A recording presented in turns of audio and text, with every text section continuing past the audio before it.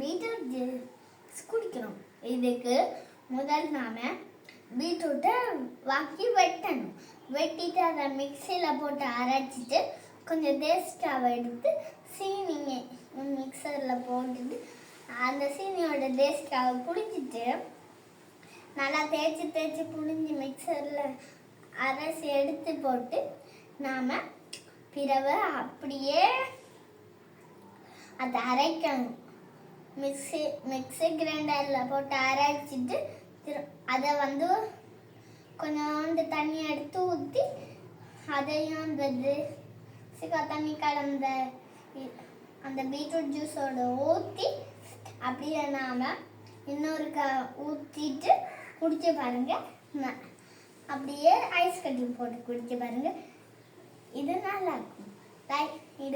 இந்த வீடியோ உங்களுக்கு பிடிச்சிருந்தா லைக் பண்ணுங்க, ஷேர் பண்ணுங்க, பக்கத்தில் இருக்க பெல் பட்டனை கிளிக் பண்ணுங்க. பாய்.